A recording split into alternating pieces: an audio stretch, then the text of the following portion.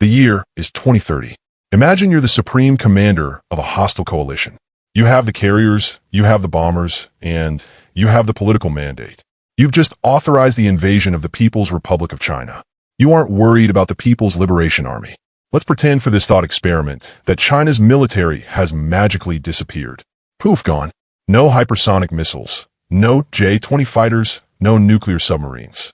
Just the land, 1.4 billion people, and 5,000 years of institutional paranoia about exactly this scenario. You think this is going to be regime change in a month? You think you're going to march into Beijing and install a friendly government by Christmas? My friend, you are about to discover why every empire in history that tried to conquer China either failed spectacularly or succeeded just long enough to be absorbed and destroyed from within. You see, China isn't just a country.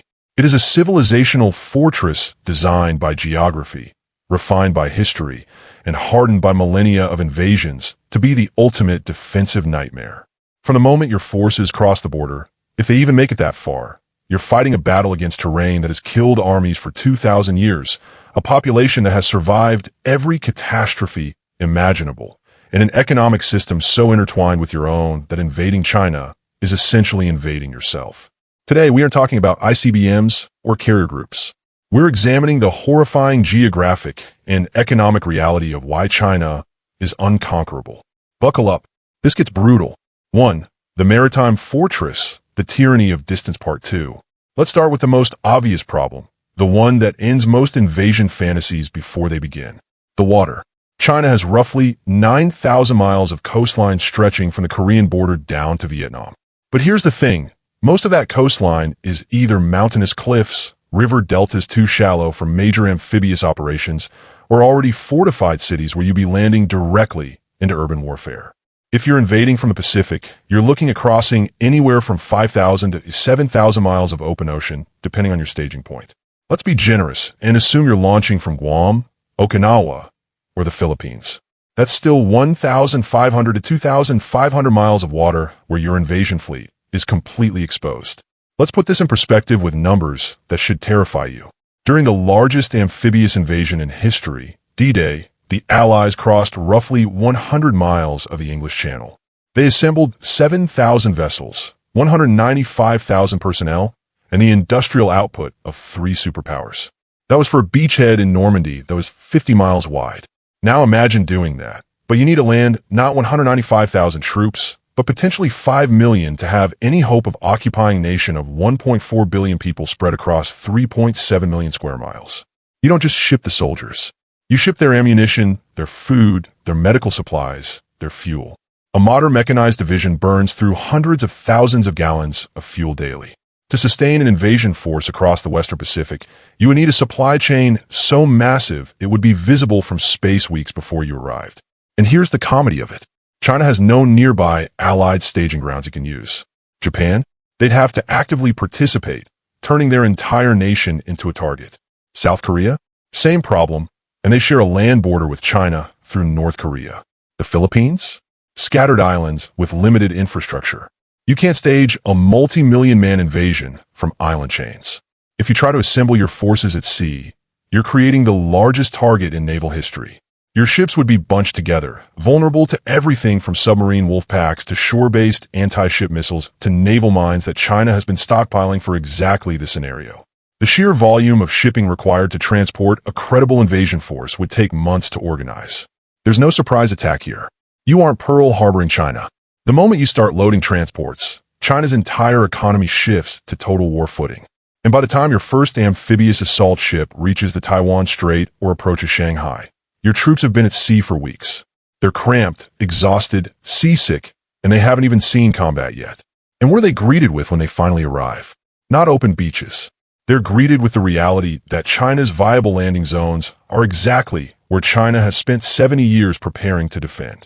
The major ports, Shanghai, Tianjin, Guangzhou, Shenzhen, these aren't undefended targets. They're fortress cities with populations in the tens of millions. If China executes a scorched earth strategy, and why wouldn't they scuttle ships in the harbors, destroy the port cranes, mine the approaches. You're stuck trying to offload tanks on a hostile shores under fire with no infrastructure support. The coastline itself is a trap. The South China Sea is shallow, full of islands China has been fortifying for years and crisscrossed with underwater sensors. The East China Sea is narrow, constrained, a kill box where your surface fleet has nowhere to hide. You cannot sneak up on China from sea. Geography makes sure of that. Hey, quick pause.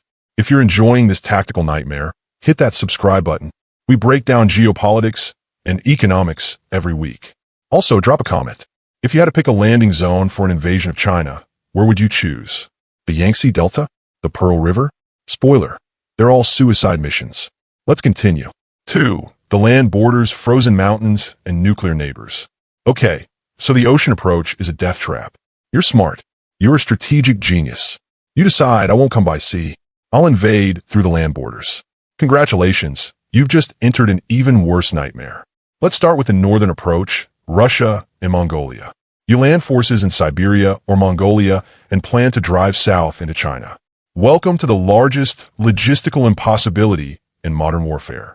The Russia-China border is over 2,600 miles long, mostly running through some of the most inhospitable terrain on Earth. Siberian taiga, frozen tundra, swamps, and mountains. There's virtually no road infrastructure that can support heavy armor moving south at scale. The few roads and rail lines that exist can be destroyed easily, trapping your forces in a frozen wasteland where winter temperatures drop to minus 40 degrees Fahrenheit. And let's not forget, you're invading through or around Russia. You think Russia is going to let you stage millions of troops on their soil to invade their largest strategic partner?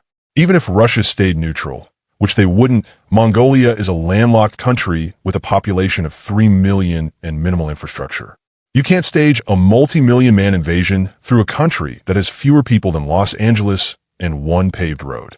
If you somehow cross the Gobi Desert, which has killed armies since Genghis Khan, you're met with the reality that northern China is still 1,000 plus miles from the population centers you actually need to control. Beijing, Shanghai, Shenzhen, these are in the east and south. You're attacking from the empty north, the part of China that even Chinese history considers a defensive buffer. Okay, so north is suicidal. Let's try west. Let's come through Central Asia. Welcome to the Himalayas and the Tibetan Plateau. If you don't know your geography, Tibet sits at an average elevation of 14,000 feet. That's higher than most mountains in Europe. The air is thin. Your soldiers will be gasping for breath. Your vehicles will lose power. Your helicopters will struggle to generate lift. The few passes through the Himalayas, the Karakoram Highway, for example, are narrow, winding, and can be blocked with a single well-placed avalanche or airstrike on a bridge.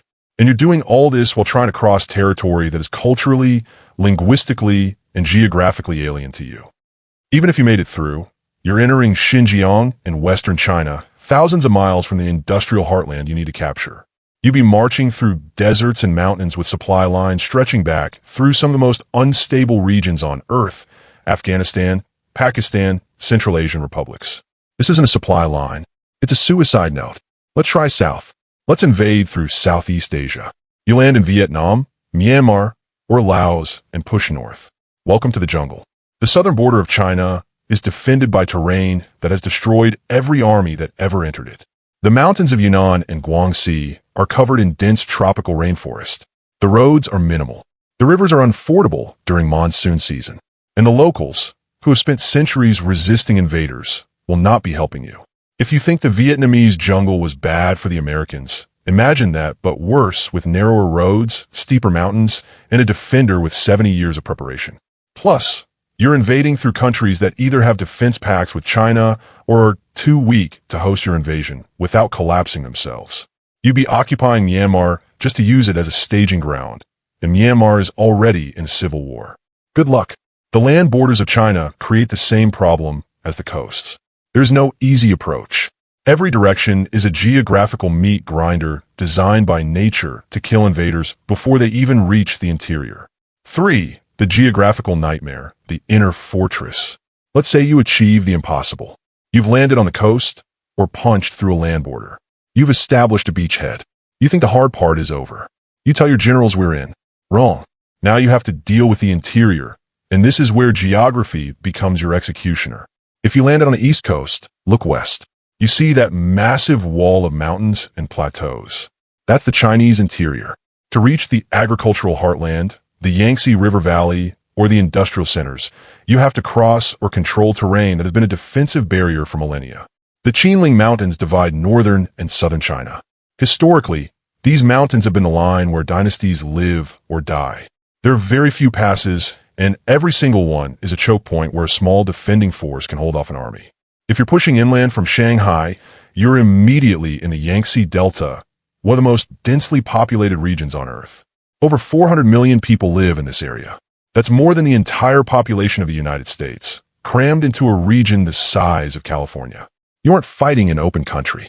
You're fighting house to house, street to street, in megacities that make Stalingrad look like a suburb. If you try to bypass the cities and head for the interior, you're funneled onto predictable routes. The major highways, the rail lines, the river crossings. Every bridge is a choke point. Every tunnel is a death trap. Every mountain pass is an ambush waiting to happen. China's infrastructure is designed for commerce, but in a defensive war, every piece of that infrastructure becomes a weapon against you. The Three Gorges Dam, for example, sits on the Yangtze River. If you're anywhere downstream and China decides to open the floodgates, or if it's destroyed in fighting, you're looking at catastrophic flooding that would wash away entire armies.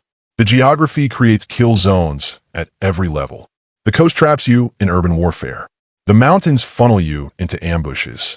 The rivers divide your forces and create impassable barriers during flood season.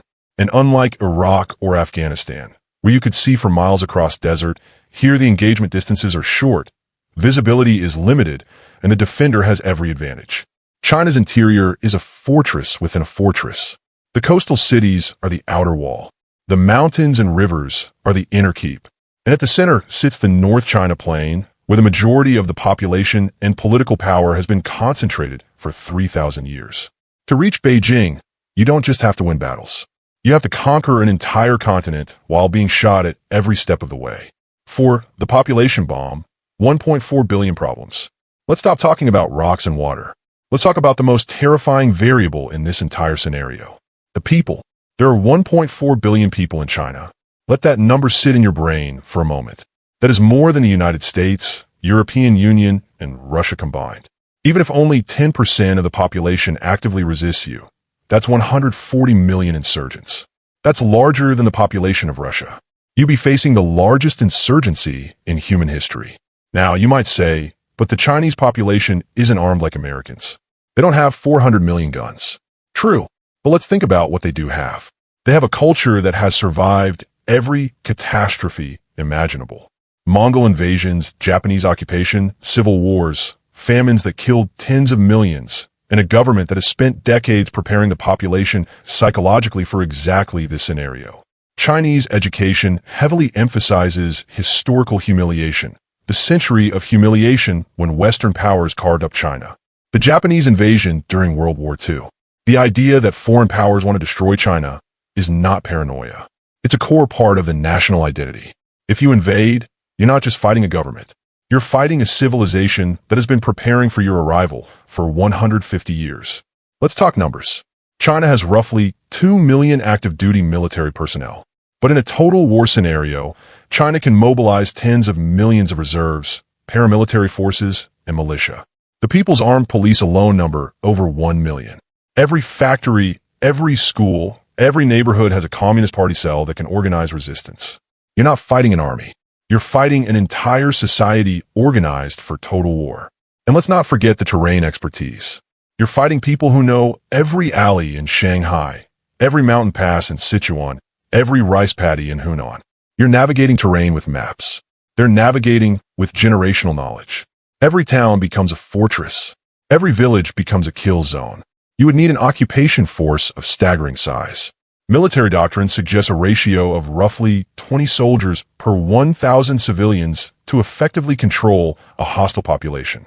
For 1.4 billion people, you need 28 million occupation troops. The entire active-duty militaries of the US, Russia, and India combined don't add up to that number.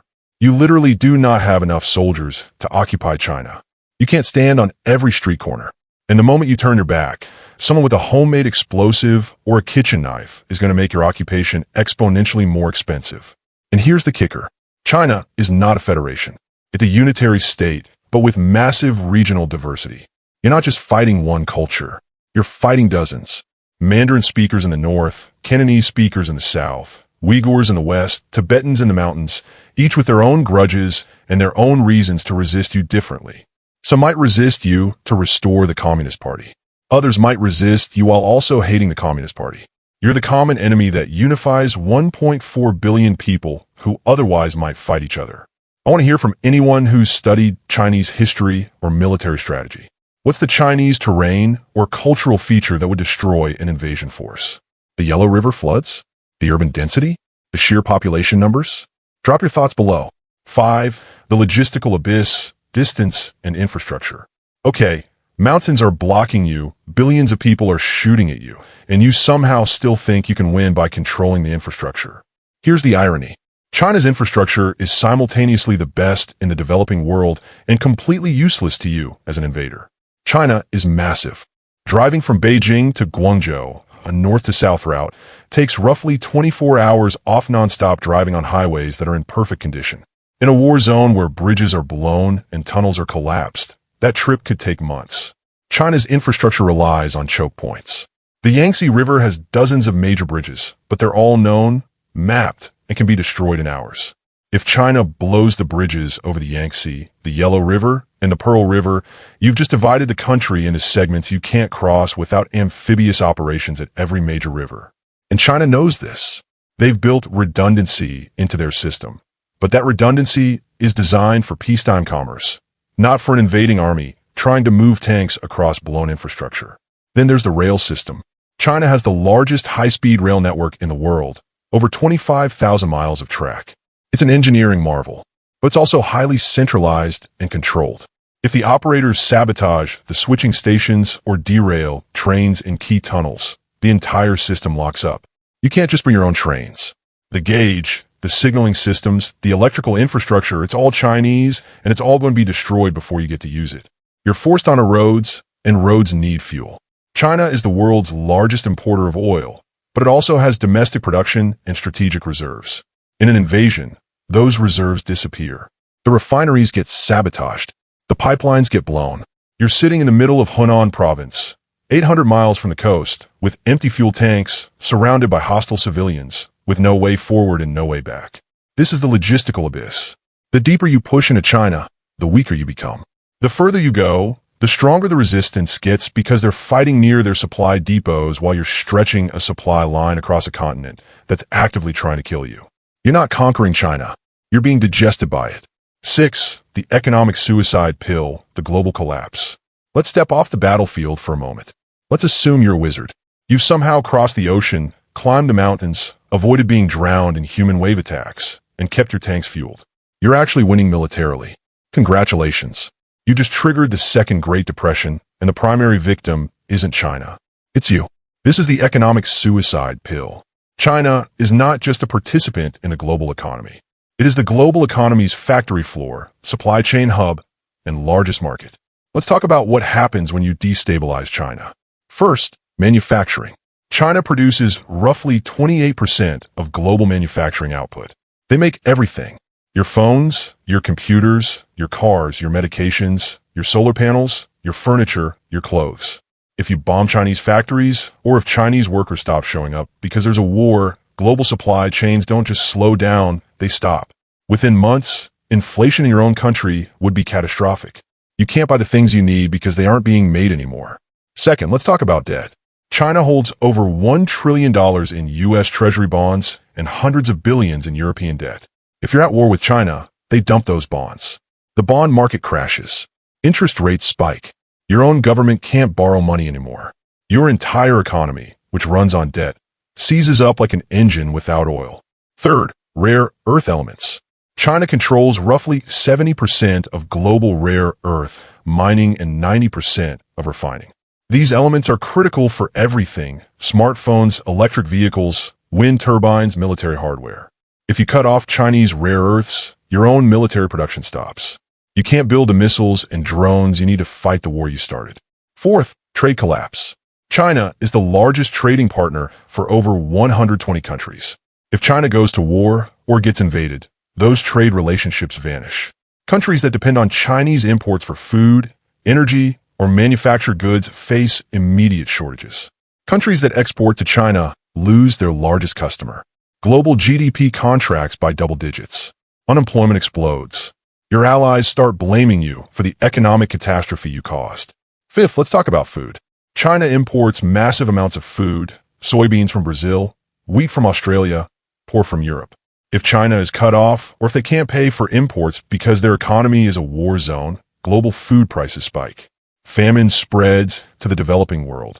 Refugee crises dwarf anything we've seen before. And guess who gets blamed? You, the invader.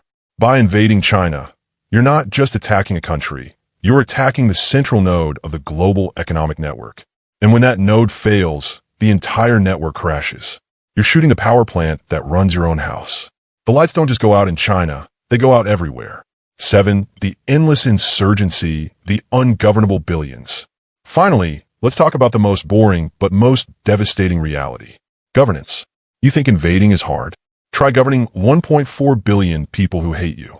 China is not a simple dictatorship where you capture the capital and everyone surrenders.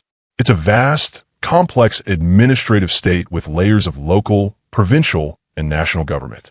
If you take Beijing, the provincial governments don't surrender, they go underground and continue resisting. You're not fighting one government. You're fighting 34 provincial-level administrations, 333 prefecture-level cities, and thousands of county-level jurisdictions. And every single one has a Communist Party structure that can organize resistance, distribute weapons, and coordinate guerrilla warfare. You'd have to occupy every city, every town, every village. And the people won't cooperate. You'll face strikes, sabotage, work slowdowns, malicious compliance. The electrical grid will fail mysteriously every time you need it. The water will be contaminated.